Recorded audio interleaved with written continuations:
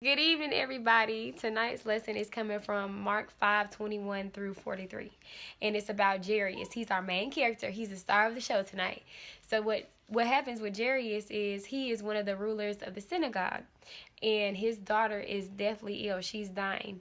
And so he says, you know what I'm going to do? My daughter does not have to die. I'm going to go find Jesus. So this is the story of how he finds Jesus, how he perseveres, how he doesn't let what anybody has said stop him in his faith. And so we know Hebrews 11:6 says, without faith it is impossible to please him, for he that cometh to God must believe that he is, and that he is a rewarder of they that diligently seek him. Ain't that right? Okay, so here's Mark 5:21.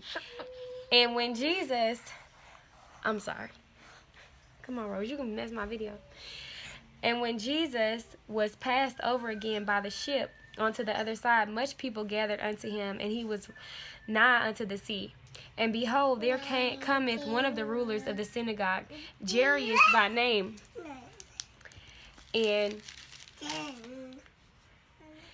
when he saw him, he fell at his feet and besought him greatly, saying, my little daughter lieth at the point of death.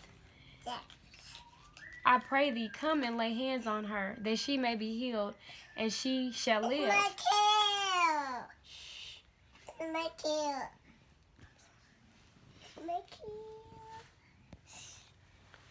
And Jesus went with him, and much people followed him and thronged him. And a certain woman, which had an issue of blood 12 years, and had suffered many things of many physicians, and had spent all she had, and was nothing bettered, but rather grew worse. When she heard of Jesus, came in the press behind and touched his garment.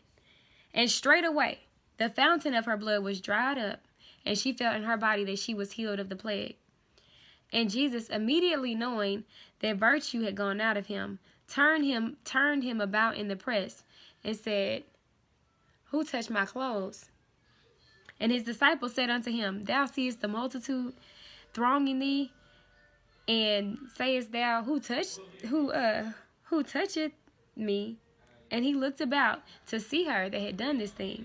But the woman, fearing and trembling, knowing what was done in her, came and fell down before him, and told him all the truth. And he said unto her, daughter, thy faith hath made thee whole. In peace, go in peace, and be whole of thy plague. Verse 35, while he yet spake, there came from the ruler of the synagogue's house certain which saith, thy daughter is dead.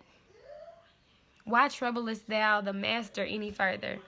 I'm sorry. As soon as Jesus heard the word that was spoken, he saith unto the ruler of the synagogue, be not afraid, only believe. And he suffered no man to follow him, save Peter and James and John, the brother of James. And he cometh to the house of the ruler of the synagogue, and seeth the tumult, and them that wept and wailed greatly. And when he was come in, he saith unto them, why make ye this ado and weep? The damsel is not dead, but sleepeth. And they laughed him to scorn. But when he had put them all out, he taketh the father and the mother of the damsel, and them that were and them that were with him, and entereth in where the damsel was lying. And he took the damsel by the hand, and said unto her, Talitha Cumi, which is being interpreted, damsel, I say unto thee, arise. And straightway the damsel arose and walked, for she was of the age of 12 years old, and they were astonished with great astonishment. And he charged them straitly that no man should know it, and commanded that something should be given to her to eat. So Jairus heard people telling him, your daughter is dead. People were laughing when Jesus said, she's just asleep. First of all, do you know how many times people are going to laugh at you for the things that you believe and for the way that you are?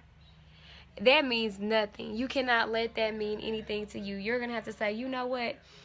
I'm one person, and what I know in my heart and what I know to be true, I'm going to stand on that, and I'm going to stand on the promises that I have for me, and I'm going to be sure about those things, because the people around you, sometimes that they don't even know. They don't know what to tell you, and sometimes you're just going to have that faith alone. And so I just want to lift up to you, not that, but the biggest healing part of this lesson is that two women were healed. Two young lady and an older lady were healed.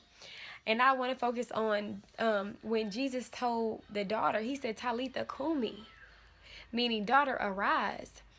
And when I heard that, I've been saying Talitha Cumi to myself over and over and over all day, over everything. Like, there's so many things in my life that I need to arise from, that are like, I don't need to let death reside in there. I need to arise from that and live. And then, like, I don't know if that means anything to anybody else, but Talitha Cumi, daughter, arise.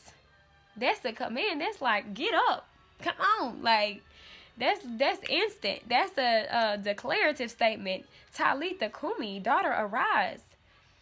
So wherever you are, whatever the situation is, whatever is inside of you, anything in your life, period, that is dead, tell that thing, Talitha Cumi, I'm going to arise. I'm going to walk in excellence in every single thing that I do and every single thing that I am, because God has said, be good, do good, and forget, and to communicate with others, forget not. God has told you over and over to let your light so shine before men that they may see your good works and glorify your Father which art in heaven. Matthew 5:16. So you have a right to shine, and you have a command to shine. He tells us not to put our light behind a bushel. You know, like, you have a right to be the best. You have a right to be excellent. You have a right to be the best you that you can be for him in a way that honors him, in a way that is holy. So I just want to encourage you today, saying, daughter, Talitha Cumi, arise. Daughter, arise. Talitha Cumi, daughter, arise. Yes, you can do it. Yes, you can go as high as you need to go. You are excellent. He says you are fearfully and wonderfully made. Psalms 139, and I think it's like verse 6. You are fearfully and wonderfully made. And I just want to say that, like, so many things that I have gone through have made me wonder. Oh, it's Psalms 139 and verse 14. It says right here, let me see if I can switch the camera or put it on there. Can you see it? It's upside down, it's backwards. I'm sorry. But it says, I will praise thee, for I am fearfully and wonderfully made. Marvelous are thy works, and my soul knoweth that right well. So you better know right well, I am fearfully and wonderfully made, and I'm a marvelous work. There's like so many times different people have said, you know, you're not to be loved for your beauty. You're not to be loved for your mind. You're to just be loved because you're here. And because you have a soul, a body, a mind, energy, all of that. So I just want to encourage you, Talitha Cumi, daughter, arise. Peace.